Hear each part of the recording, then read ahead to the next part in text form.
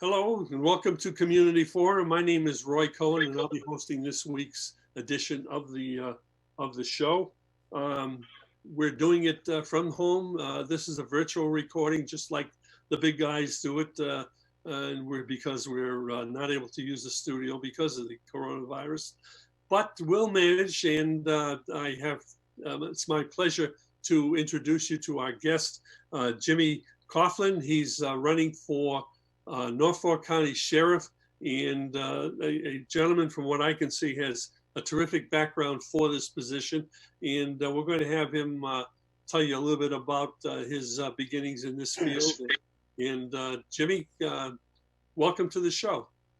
Thanks, Roy. Thanks for having me. I greatly appreciate the opportunity to speak to the townspeople of Stoughton, Mass. Well, it's our pleasure. The reach is a lot further than that. As a matter of fact, I have people who watch the show from international areas. Once we get it all recorded, we send it out on the YouTube. But in the meantime, we'll just concentrate on the Norfolk County, which is what you're aiming at. So if you can go on with your background, and we can listen to all the things you've done. Sure. My name's Jimmy Coughlin. I grew up in the wonderful town of Dedham in Norfolk County. I attended Dedham Public Schools. I graduated from Dedham High School in 1983. I went on to attend UMass Amherst, earned my bachelor's degree from UMass in 1987. I took the state police exam and became a trooper in 1988, and I spent the next 29 years on the Massachusetts State Police. While I was on the state police back in 96, 95, 96, I went back to school on weekends and nights, and I earned my master's degree in criminal justice. In my 29 years, I was both in uniform and plain clothes. I started off as a road trooper. I was promoted to sergeant, lieutenant, detective lieutenant, captain, and I retired as a detective captain. In those 29 years, I held supervisory and managerial positions, meaning that I oversaw quite a few number of the ranks, and I did a lot of different things while I was on the state police. And that leads me into why I'm running for sheriff, because I believe that the position of sheriff is a professional public safety position. I believe I have those qualities to be an effective sheriff. And based upon my background in public safety, I think I'm the person for the job. I like to think that I would bring professionalism and in authentication to the department. I think other agencies, it is a law enforcement agency, and I think somebody with a public safety background should be running the department. It would give the department credibility. And you're talking as opposed to it being a political position, say an appointment by the governor to fill a hole, and may or may not have a qualified person with the right kind of background for the job. You certainly, from what I can see and what you're telling us, you sound like you really have the experience that's necessary. So you're stating that the job itself should be a professional, a public safety professional. And again, it's public safety over politics. As an unbiased host, I have to at least step out of that realm and say I agree with you and hope it works out for you. What about the training? I noticed in your talking points, you had that the training should be the same as what the COs, the correction officers, are made to take for the job. Well, I believe that training for any law enforcement agency, police officers or corrections officer is vital. It's extremely important, because training is what keeps everybody safe. It keeps the inmates safe. It keeps the correction officers safe, especially what we're seeing, what's going on around the country nowadays. training is the most important thing that a correction officer can have. And you look at incidents of excessive force. We need extensive excessive use of force training. When I was on the state police for a couple of years, I was a member of the use of force review committee on the Department of State Police, and we reviewed every use of force. It is extremely important. Communication skills, training in communication skills. The numbers of mentally ill people that are incarcerated. It's very important that correction officers receive the training on how to communicate with the mentally ill, how to handle situations like that. Also, de-escalation skills. That's one of the big things in the bill that they want to pass, and it's important. You always want to start with the you always want to start with the volume down low. You want to keep the situation calm. You always want to be able to talk your way out of a physical confrontation. So those things are all important. And also, I went through an academy. I went through the State Police Academy. I am academy trained. I understand what the training is all about. I understand that they also need the equipment. They need the proper equipment to do their job. So the training is very important to me. And if I was sheriff, I would be heavily involved in the training of these correction officers. It's a question of dealing with that honey and a stick instead of just the stick. I think that has a lot with gaining the respect of the inmates. If you're a harsh individual, I'm sure they're going to look for ways to trip you whenever they can. So it's a matter of respect, I would say. Wouldn't you agree?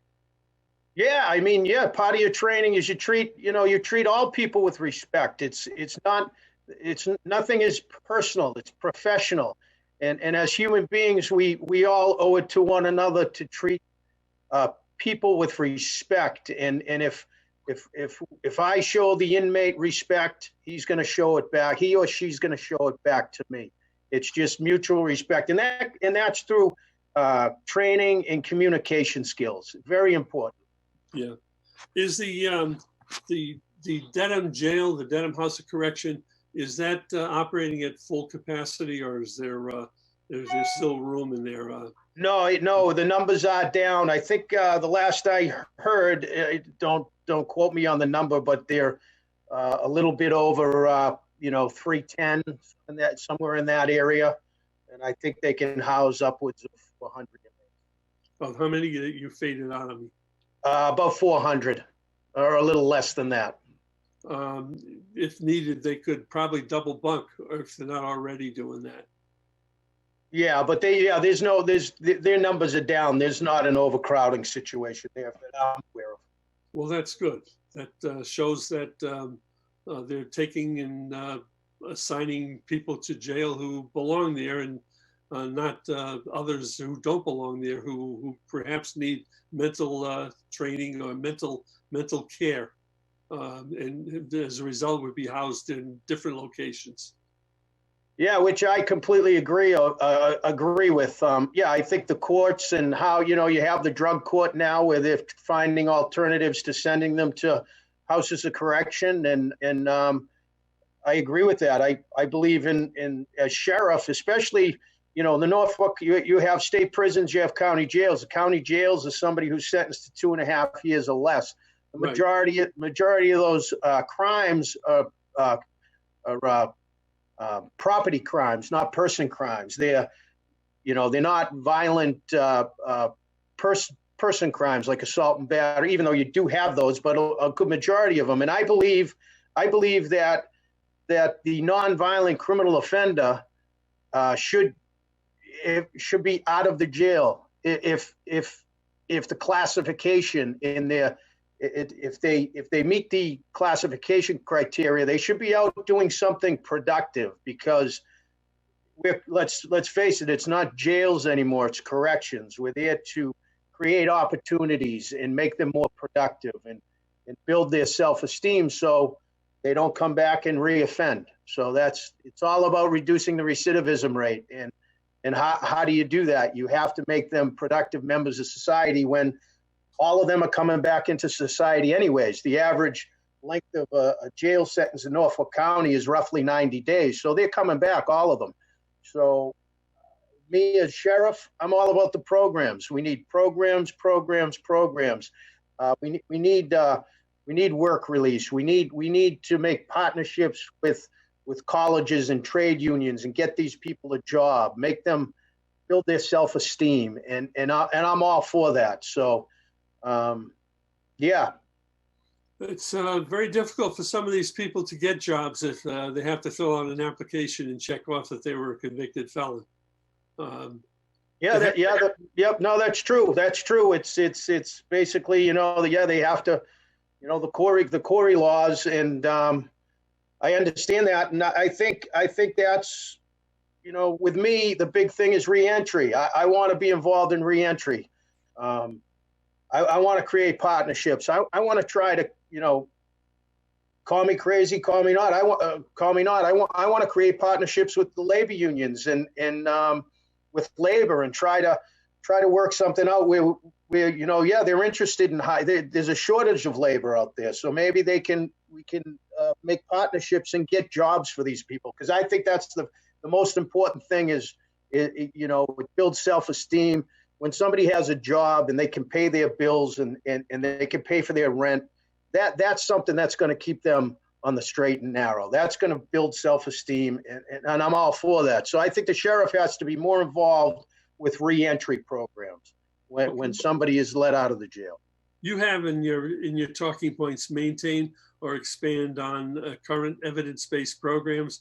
You need to have the data behind the program to prove effectiveness. Can we get into that a little bit? Yeah, I'm just saying we can have all these different programs, but you have to track the program. You have to keep the statistics, so when somebody does come back to jail, you have to know what they were doing for programs and is this program working? And simply put, I'm willing to try any program, but if it doesn't work and it's not backed up by statistics, then we should try something else. Right. Is there classroom space in the jail? Yeah, I believe they have classrooms in the jail. Yeah. Okay, because they would have to get trained. They'd have to be worked with. You want them to come out of there as different from when they went in. Yeah, it's all about educating them. It's trying to change their behavior. Obviously, you have to get buy-in. It's a voluntary program, so you're going to need buy-in. But yeah, you try to get buy-in from these inmates. You try to change their behavior, and you want them to be successful. That's what you're there for. You're there to help them become successful. And what's a certificate program? What is that all about? Well, they have programs like OSHA, Safe Serve. Which I think is great, because a certificate, a piece of paper that said you completed some type of class or study, it's great for the self-esteem. It's an accomplishment. It's a physical accomplishment. I believe in those a lot. I think like OSHA is a great thing. Safe Serve's a great thing, and yeah. I want to look into more of those types of things. Vocational programs, the same thing. You'd want to look into more of that?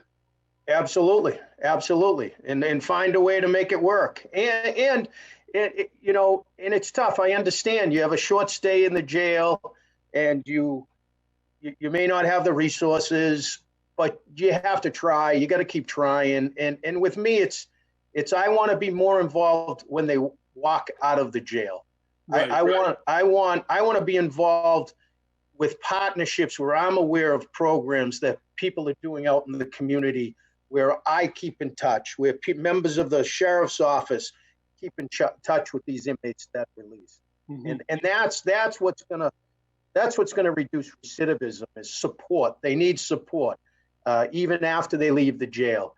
And whether it's from a mentorship program or from members of the jail staff keeping in touch or setting them up with correct people.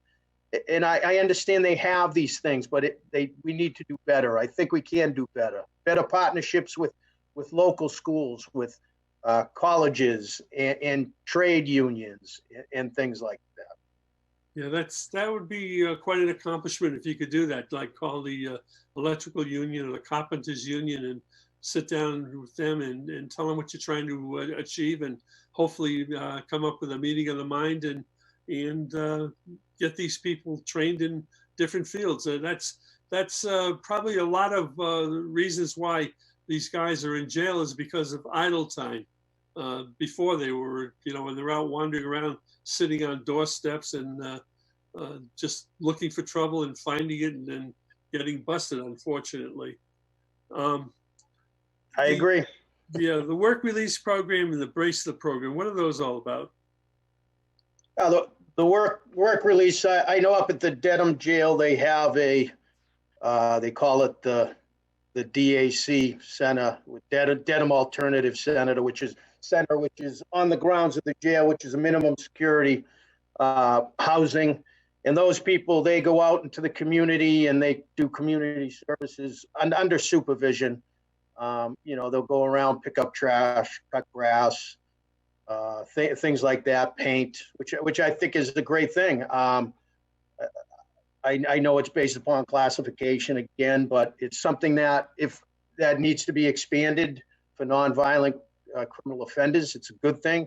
You're out there, they're busy, they're doing something, they're learning, different labor skills, and it's a good thing. So I know they also have based upon classification, they have a bracelet program where I think the majority of those individuals are on a court-ordered bracelet program, and they are usually residing at some type of a halfway house or something, have some sort of substance use disorder or something like that. But I also believe, working with the courts, that nonviolent criminal offenders should be out on bracelets.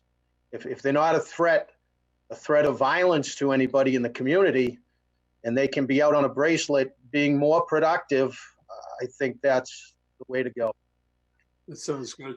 If somebody has the business and they require, or they'd like to get some additional help, and they'd like to work with you on the on getting some inmates, some maybe teaching them a new trade or whatever it is. I remember years ago when I had my printing business that I used to have one or two inmates get dropped off in the morning and put them to work, and at the end of the day they'd come and pick them up and bring them back.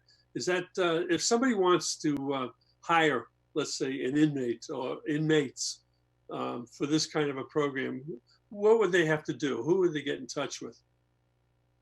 Well, I would think it would be the sheriff himself or herself. I think whoever's the sheriff makes those arrangements, and based upon classification, makes these things happen in the community. And I think they should happen. I mean, I remember when I was on the state police, there were inmates that would cut the grass and clean up the barracks grounds. And I think that's a great thing. I think you need these people out and about, doing things, staying busy, being productive, as opposed to just sitting in the jail and not doing anything. No, the boredom is not a thing you want to go through. If you have I would guess that most inmates, when they're convicted, it's drug related or alcohol related situations that have unfortunately earned them the residence there. What about treatment plans for those? Well, I'll start off. I believe that mental illness obviously is a disease, and I believe that substance use disorder is a disease. So if I'm in jail and I have high blood pressure, they're going to give me my high blood pressure medication. If I'm in jail and I'm mentally ill or have a substance use disorder, I should be treated while I'm incarcerated. So, for example, I know they've started the medication assisted treatment program at the Norfolk County Jail, and I agree with that. I'm for it. I think it's a good thing. You need to treat these people. you need to get them mentally ill. What I will say about mental illness, and I believe that the Norfolk County Sheriff's office, the jail, I think they need housing units specifically for the mentally ill. I think they should be in their own unit and being treated accordingly. I know they have a medical unit, but I don't think for the mentally ill that are incarcerated, I don't think that's enough. I think, you obviously treat the people who are addicted to drugs and alcohol. You give them their programs, you give them the meds they need, and then when they're released, you try and make sure that they continue that treatment, because it's a disease and it's a lifelong illness, and there's only two things with drugs and alcohol, and that's either prevention or treatment. Once you have the disease, it's lifelong, and you need to be treated for it. So hopefully they can get the treatment they need after they're released. What do we do? Speaking of releasing prisoners, what are we doing to ensure that when they're let out, that they have a place to go, as opposed to when they're let out and they say to themselves, "Okay, now what?" What do we do to make sure that they have a place to go? Period. I really, I know they have some sort of reentry questionnaire and things like that.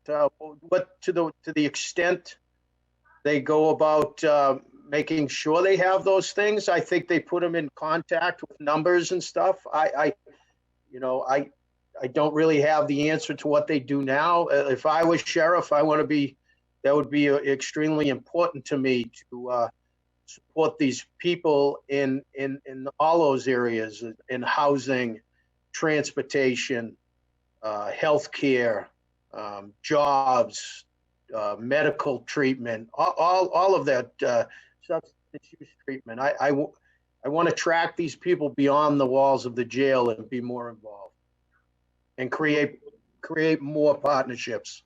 Yeah, that's good. Okay, well, that's your thinking. Training opportunities for COs, for correction officers. Do they have, let's say, ongoing schooling to upgrade them on the latest technologies, or just on personality alone to make themselves better COs?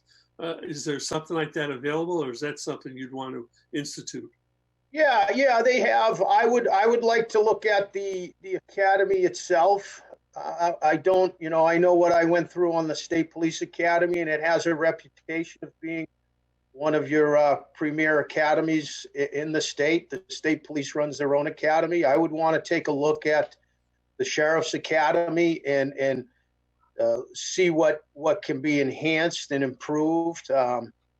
I would probably I know they have in-service training. Usually most departments, you have in-service training once a year. I want to take a look at that and see how we can improve that. I'm always looking for training opportunities that, because in these types of jobs, your training never ends, and you're only as good as your training. So, right. Like I said before, it's extremely important to me, and I would always be looking to make the training for the Sheriff's Department better and more advanced, because that's what gives the Sheriff's Department credibility as a law enforcement agency, which it is. Right.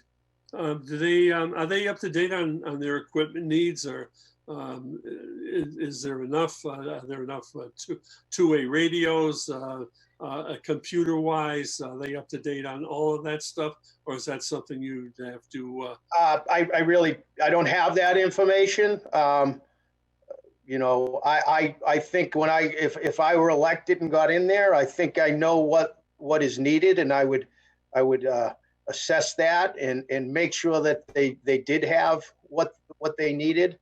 Obviously, you have to look at the technology. You have to look at the communication systems, everything. I just don't know what they have now for equipment, or how outdated any of their equipment is, or their fleet, for that matter. But yeah. I mean, I would say I would look into trying to get more electric vehicles up there. Try to be more green, so to speak. You know, a lot of the transportation. You know, you're not going long distances. I would look at the alternative of trying to use electric or hybrid vehicles in the fleet. Yeah, that'd be interesting. Don't forget the charging station. Yeah. Yep.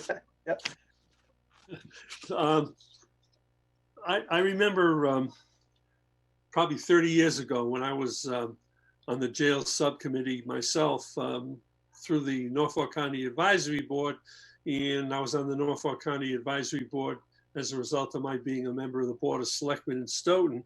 I remember what the old jail was like, and to me, that was unbelievably bad. I mean, everything was broken in there. The sheriffs, the inmates would have separating them, their bunks to the corridor, a blanket hanging in the open doorway. That was it. They were sleeping in the boiler room. It was just unbelievable, and there was a heavy need for a new jail. And once we got over that NIMBY effect, not in my backyard, they built that very up-to-date and modern jail, which was, I think at the time, it was unique over the rest of the country. In that in an island between two highways, you had a jail. I don't know if there's any more of those now. I'm sure there must be, but the best of your knowledge, does the Norfolk County Sheriff's Office need to be professionalized, or is it in pretty good shape? I think it needs to be professionalized, and I think it. You mean the infrastructure or the department, the personnel? Overall. I mean, we pretty much touched on what you do with the personnel, but the facility itself, does that need to be upgraded? Do they have to look at maybe separate facilities? I think I remember that on the grounds of the Braintree Hospital, I think it is, they had a facility there for, I think it was alcohol-related prisoners. I'm not even sure they're still doing that, but I'm talking about professionalizing the office or the jail itself. Well, one thing I think that needs to be done in regards to infrastructure is I think that the Norfolk County Sheriff's Office should offer a regional lockup to the towns in the police departments in Norfolk County. I think that's something where, you know, a lot of these smaller police departments don't have the resources to, say, for example, somebody gets arrested on a default warrant on a Friday night, and they're spending the weekend in their holding cell in the department until they get arraigned at court on Monday morning. I think that the sheriff should have a regional lockup and handle the transportation and holding of these prisoners until they are arraigned and bring them to and from court, because it's going to save resources to the towns and the sheriff. That's what the sheriff does. That's what the jail does. They're professional at care, custody, and control and transportation. That's what they do. And also from a liability standpoint, you're going to be held in a better facility. You're going to have access to medical treatment. And so I think that's a win-win, something I would look into if I were elected sheriff. I also believe, as I stated before, that, you know, you need to have a unit strictly for the mentally ill. I think they need to be separated. And one thing, the other thing that I would do, and I believe this is important, also, is the fact that in Norfolk County they don't house females, and you know, females in Norfolk County get shipped to MCI Framingham. That's a state prison. That's one of the oldest state prisons in the country, and we have, you know, so there's a discriminatory factor there. You have an 18-year-old woman who goes to MCI Framingham, but an 18-year-old male goes to the jail in Norfolk County. I think that's something that needs to be looked at, needs to be addressed. I believe that women should be housed in the county that they are to be charged and arraigned in. And I would look at that heavily. I don't think it's not fair for a woman to be sent to MCI Framingham, which is a state prison. So that's something that would be very important to me. Also. Well, you just don't have the facility for women to house women in the Dedham jail, to the best of my knowledge. So what would you do? We work with DCAM. We find a way. It's just, I believe it's just not right. I think it's something, well, maybe now with the numbers are down, the numbers, I think at one point at the highest you had, you had, at one point they were housing 750 inmates in at Dedham House of Correction, Dedham Jail. That's more than double their capacity. Right. But so now you count down around 310, and you try you figure a way to do it, or you go with DCAM and you try to get grants. You try to do something, but I just don't believe in saying well, we have nowhere to put them, so we'll send them to a. Well, I could plant a little seed in your head when you become sheriff. I think in Boston Harbor, there's a large empty facility that they've stopped using because they had to tear the bridge down. You could figure out a way to get prisoners over there, like a shuttle boat or something like that. That might be a thought of how to solve a space problem. Yeah, I think that, and I think maybe the issue with that, it's because it's Suffolk County. I mean, you wouldn't be housing them. I know I don't know what facility it was, but there was a facility that they were looking to get down in one of the old state buildings. It would have been, I think, ideal, but I don't know the particulars on what happened with that. But you have to try, and I'm willing to try. Yeah, I guess so. That sounds positive if you're going to keep an open mind for something like that. I'll tell you something that's really bothering me a lot, and I'm sure it's bothering a lot of other people, is that because of the coronavirus, prisons they're letting these prisoners out because of the congestion and it sounds like without regard to why they're in there. You know what I'm referring to? Yes. I understand it's a pandemic, and I understand the severity of it. And I understand that, I'm okay with releasing prisoners as long as they're non-violent prisoners. You have to look at each case by case. You should probably try to come up with a contingency plan before you go and release people. Meaning, is there any way to isolate positive tested inmates? Can we send them to other facilities? Is there room to transport them from one county to another and keep them quarantined? I mean, I don't know the answer. I'm not in the office, but but before I would look at it as a case by case basis, and I'm very uncomfortable releasing a violent criminal back into society because he tested positive COVID. Obviously, you're never going to deny them the medical treatment. If you have to bring an inmate, violent or non-violent, to the hospital, you bring them to the hospital and you make sure they're secure and that they can't harm anybody, because it's all about public safety, right? That's why we're in this business. Right. That's I read someplace recently that one of the systems turned a prisoner loose who was really a bad dude, and 2 days later he murdered somebody.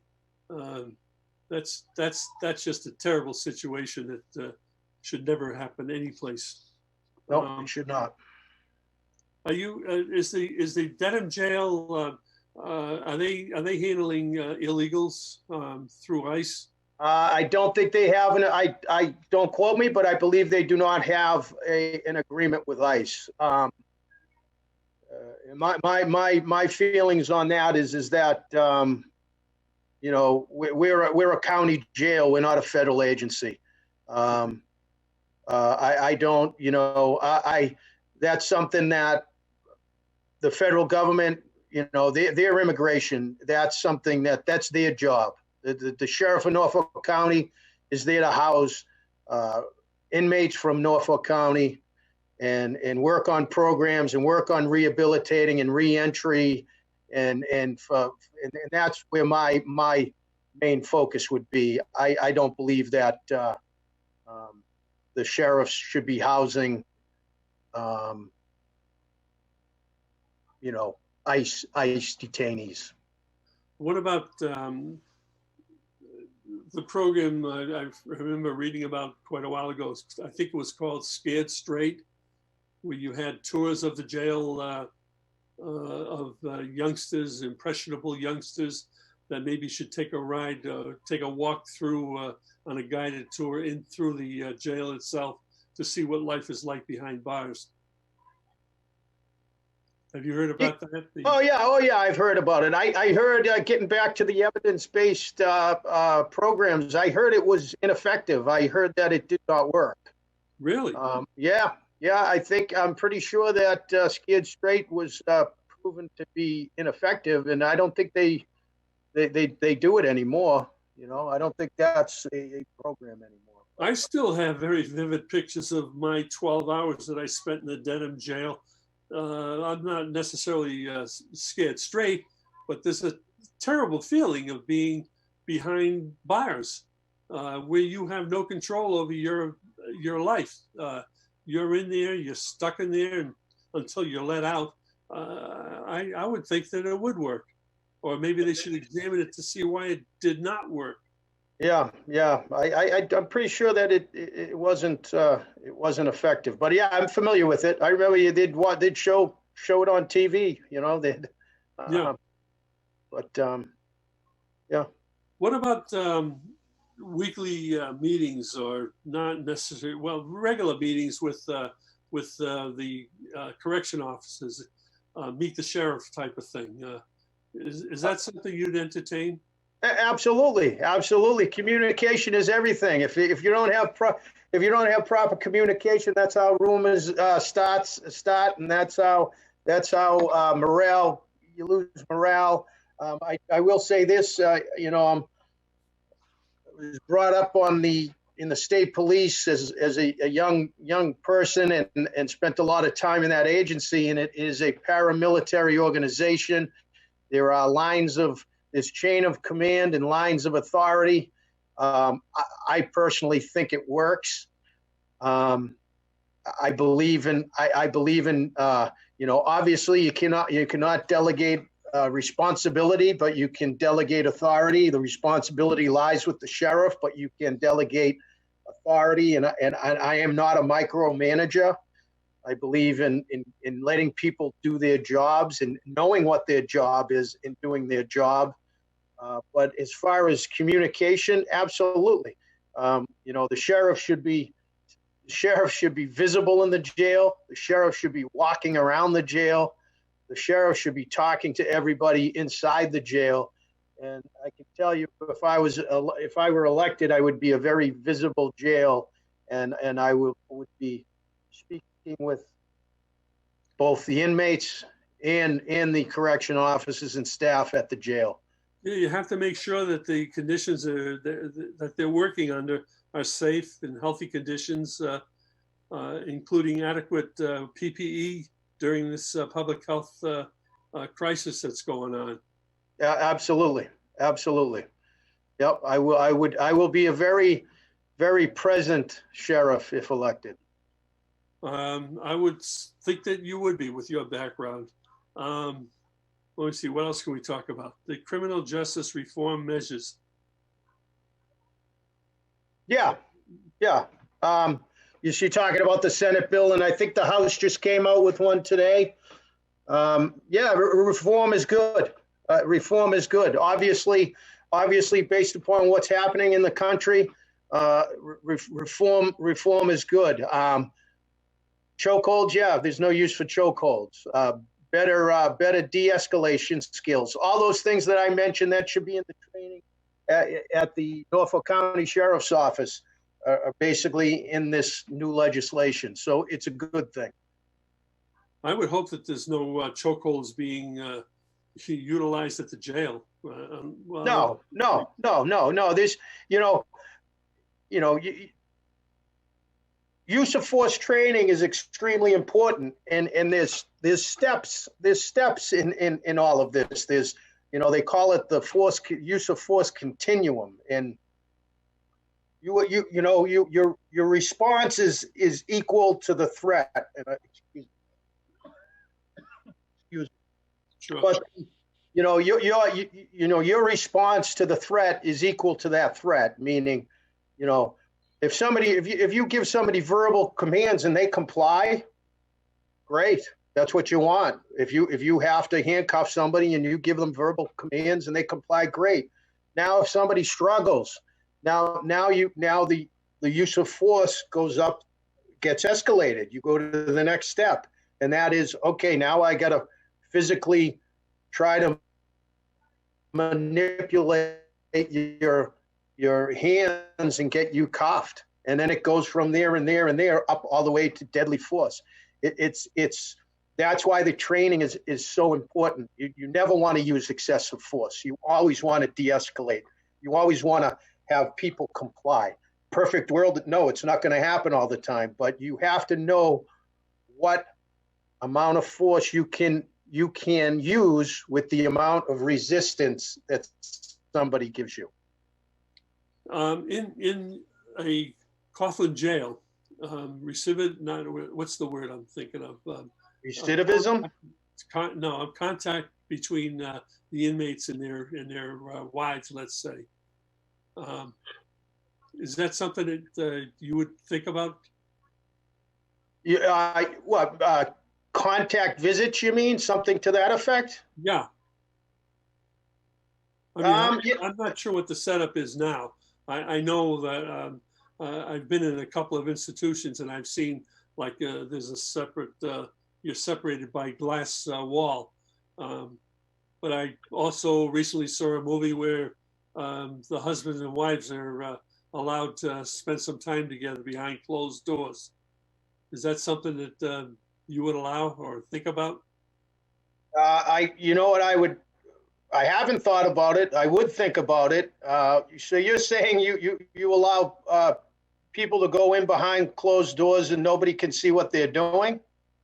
Yeah, there'll be controlled conditions, obviously, but there's a need for love. Probably not. Okay. Probably not. Well, that's a question that just came to mind for some reason. Again, I watch these flicks every so often, and that was part of one. What about? I don't think that's an option in most prisons today, especially in Massachusetts. Yeah, probably not. Ethics reforms. We could talk about that. Prohibiting staff from making campaign contributions to the sheriff, and replacing political positions with professional hires. All for it. All for it. Yeah, I don't think it's appropriate for if I were the sheriff and I look at this position as sheriff as a professional position, even though it's a political one because it's an elected position. I would not solicit, if I were elected sheriff, I would not solicit, if I was a sitting sheriff, I would not solicit any campaign contributions from anybody, any employee of the Norfolk County Sheriff's Office. That just sets that just looks bad. It's not good. So yeah, I would put that into place the day I was elected, because it would make me uncomfortable. And I always believe that a position should be based on your background and credibility and your professional experience to fill a position.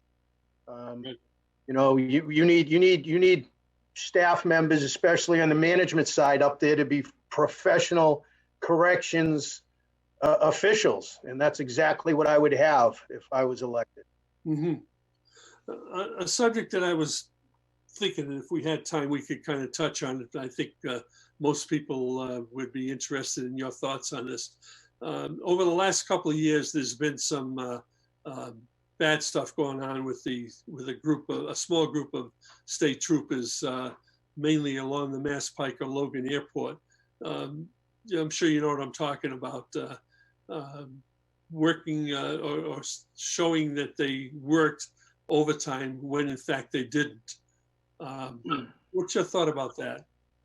It broke my heart. It really did. I was extremely sad because I spent 29 years on this department, and it's all about public service. I got into the business to help people.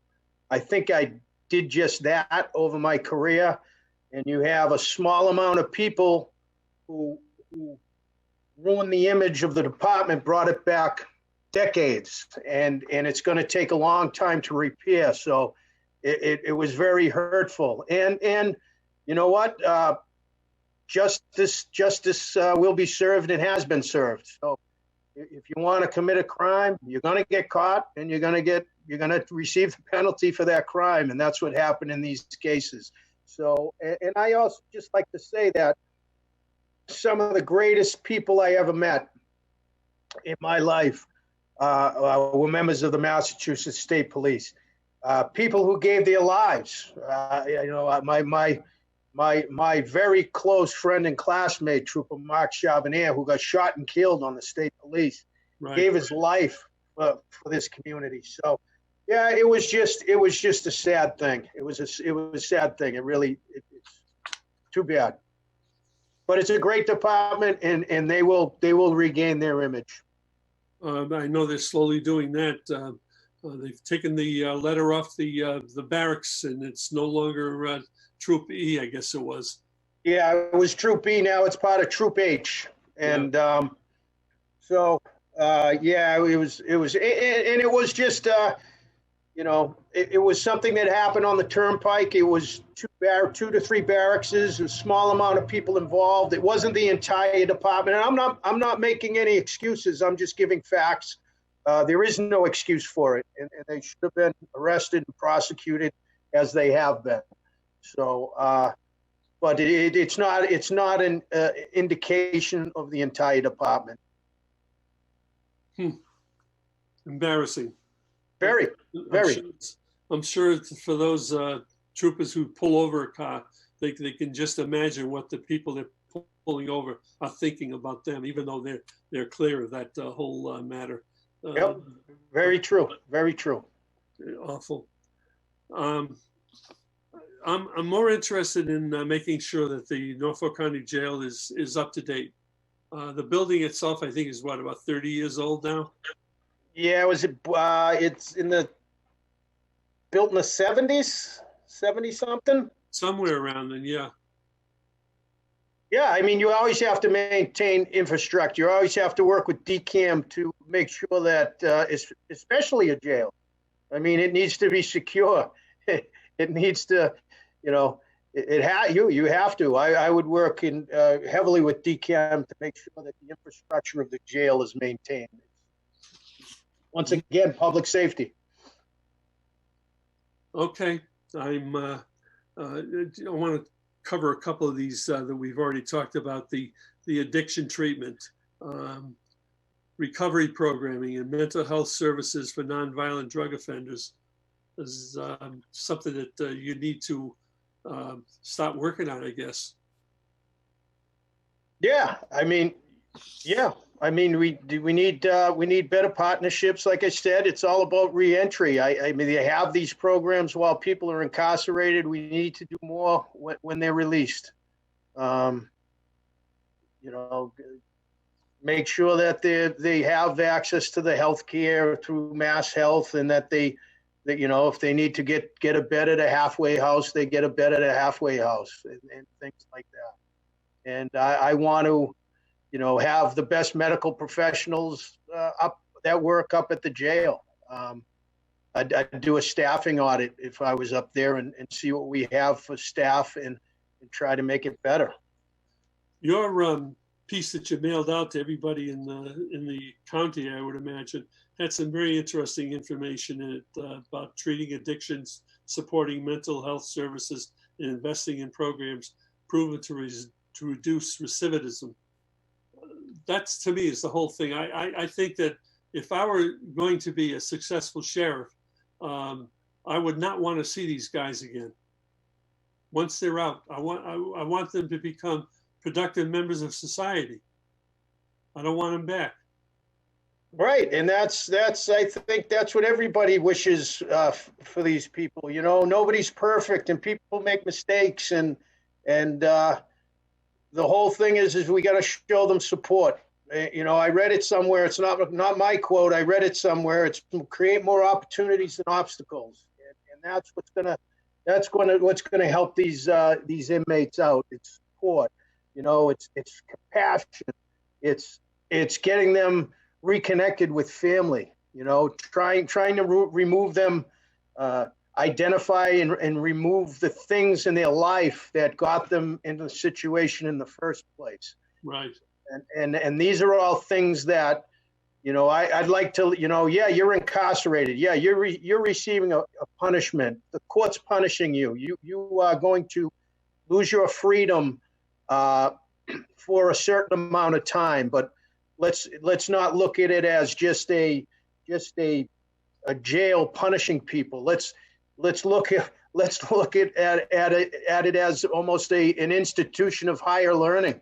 You're going in there and you're getting re-educated. It's a type of re-education, and I'm all about the programs. I'm all about more programs. I'm not an expert on programs, but I sure will have staff that are experts on programs, and I will become extremely knowledgeable about programs. And it's all about that, because that's what's going to educate them, change behavior, motivate them, create self-esteem, and prevent them from reoffending. And that's a success, because in the end, if people don't reoffend, that promotes public safety. And that's what it's all about. It's about public safety. You want to become an involved sheriff? Absolutely. 100% hands-on. I like this this paragraph also on that piece that you mailed out. It said that during your 29 years as a public safety professional, Jimmy Coughlin saw what worked and what didn't work. As sheriff, he will use his experience to be smart on crime, prioritizing treatment for non-violent offenders, and standing up for victims of crime. You can't ask for anything more than that. No, and that's the way I feel. That's the way I feel. I think one of the things that makes me a credible candidate is I have been in all the high crime areas in this entire state. I spent 5.5 years in the state police. At that time, it was called the Violent Fugitive Arrest Squad, and I had, firsthand experience with some of the most violent criminal offenders out there. And I think that gives me credibility to do the job of sheriff and be inside the jail with these inmates, because I've been around them for many years. I understand the crimes they committed. I've seen people that I've arrested that you say, oh, well, this person, yeah, this is a violent, bad person, needs to be incarcerated, because if he's not incarcerated, people are going to get hurt, and the public's not going to be safe. But there's also people you arrest that this person just took a wrong turn. This person isn't a bad person. Why? He reminds me of, some of the people in my family. He just took a wrong turn. And those are the people I want to help. Those are the people in the House of Correction, nonviolent, short time sentences. Those are the people that we can help the most. And I want to be involved in that. Okay, sir. We have 2 minutes left. I want you to tell the people of Stoughton and outside of Stoughton why they should elect you the next sheriff of Norfolk County. Sure. I would just simply say, please consider voting for me in the Democratic primary on September 1st. I'm a lifelong Democrat. Jimmy Coughlin. I think I'm number one on the ballot, first on the ballot. I'm the only candidate with a professional law enforcement background. I believe I'm the public safety candidate. I believe the position of sheriff should be a public safety position. I think I meet those qualifications, and I'd really, really love for you to consider voting for me. I'll give it 100%. I care about people, and I will be a very accountable and accessible sheriff for the people of Norfolk County. Thank you. Can't ask for anything more than that.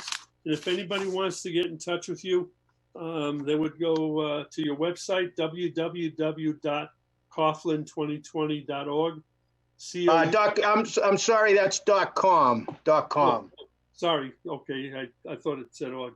Sorry about that. www.coughlin, COUGHLIN 2020.com. Or you can reach them by phone at 781-254-9910.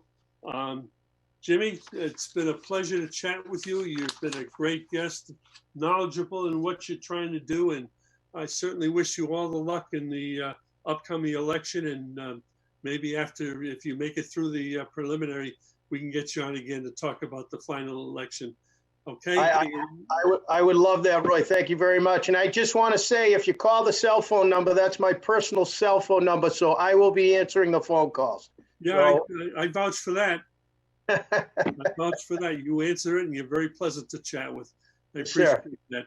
My thanks also go out to Mike Hammond, CJ Mullen, Dave Young, and our new button pusher, Rob Rotella, for doing a great job with this show. And we'll look forward to seeing you folks again on the next edition of Community Forum. Thanks for watching. Thank you.